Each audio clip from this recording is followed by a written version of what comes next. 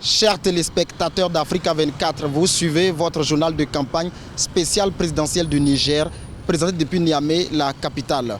Le candidat du parti au pouvoir, PNDS Tareya, poursuit son périple à l'intérieur du pays à la conquête de l'électorat. Il était à cet effet à Zender, où il a pris d'importants engagements face aux populations, suivant ce reportage de Sadou Alizé Mouktar. Construction d'écoles, d'hôpitaux, des routes bitumées et des pistes rurales, l'accès à l'eau potable, le développement de l'agriculture sont autant de défis que compte relever le président et candidat du parti nigérien pour la démocratie et le socialisme, PNDS Tareya, aux élections présidentielles. Aux populations de la région de Zender, au centre-est du Niger, Mohamed Bazoum promet un soutien de taille aux agriculteurs.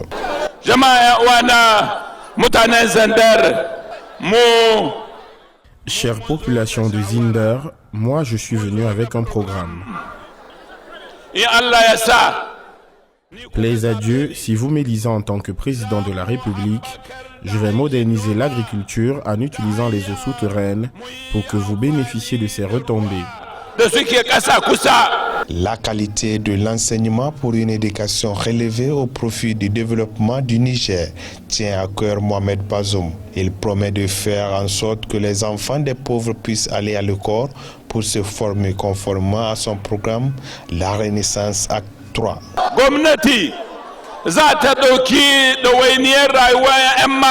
Mon gouvernement va créer des internats pour les filles, les doter de dortoirs, les nourrir, ce qui va contribuer à les maintenir dans le circuit scolaire et les éloigner de ce fait du mariage précoce dont elles sont les victimes résignées. Je vais commencer mon programme avec les filles et je le poursuivrai avec les hommes aussi. Après la capitale du Damagaram, le candidat du parti au pouvoir est attendu dans la région de Difa, au sud-est du Niger, à 1365 km de Niamey, la capitale, où Mohamed Bazoum présentera son programme aux populations de cette partie du pays meurtrie par les attaques armées du groupe terroriste Boko Haram. Le candidat de PJP, Génération Doubara, le général Salou Djibo, était de son côté à Dosso, dans la cité des Djerma.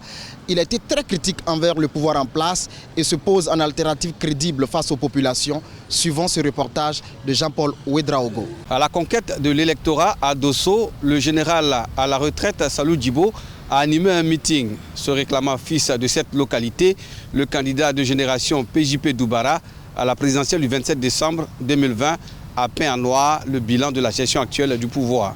Cette campagne électorale se passe dans un contexte particulier qui est celui d'une crise sécuritaire généralisée et du terrorisme qui endeuille nos familles, du chômage et de la pauvreté qui sont le lot quotidien de la majorité de nos populations, de secteurs sociaux en déliquescence, d'une crise scolaire et universitaire permanente, de corruption généralisée au sommet de l'État. Par-dessus tout, les tensions politiques récurrentes font craindre des périls certains à notre pays. Le candidat Salou Djibo a par ailleurs invité les électeurs de Dosso à souscrire à son programme de gouvernance pour une alternance démocratique au Niger, afin de déjouer les pronostics du parti au pouvoir de gagner la présidentielle dès le premier tour.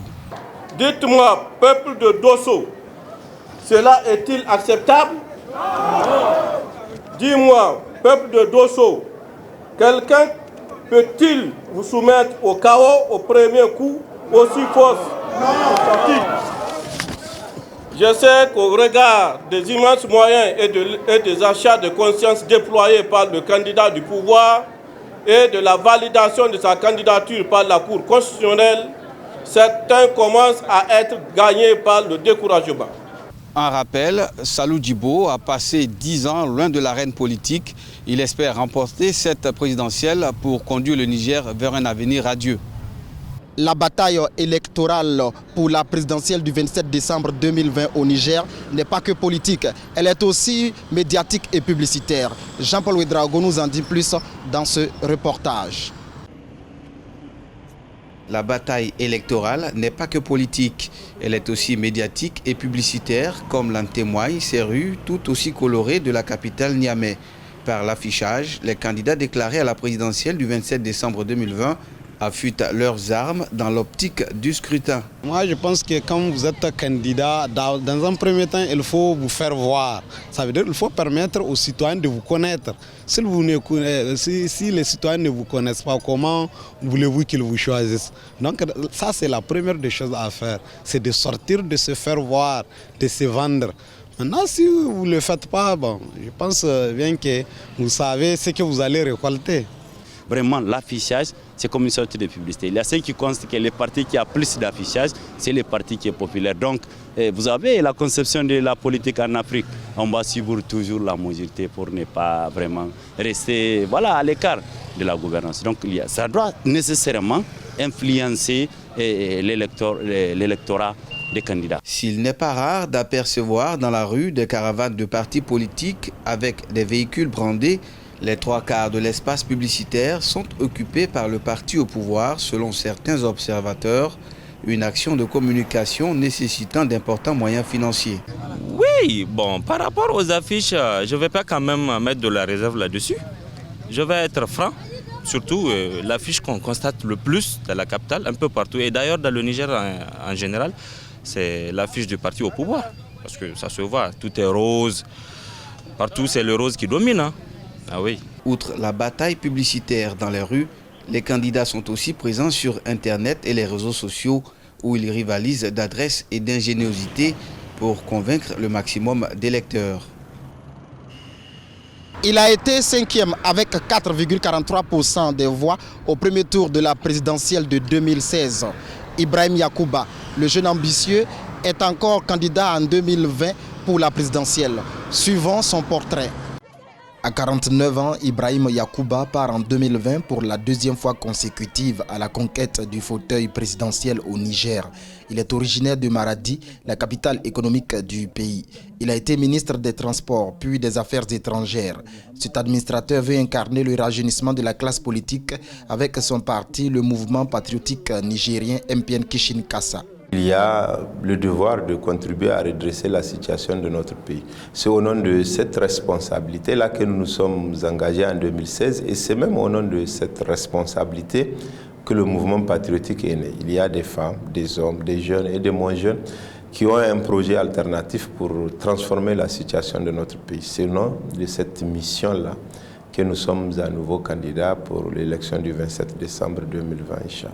La sécurité, la santé, l'éducation, le monde rural, l'assainissement de l'administration, la formation d'un gouvernement restreint, le retour des déplacés internes sont autant de promesses que comporte son programme d'urgence pour redonner un lendemain meilleur au Niger. Nous savons que les Nigériens aspirent profondément à un changement.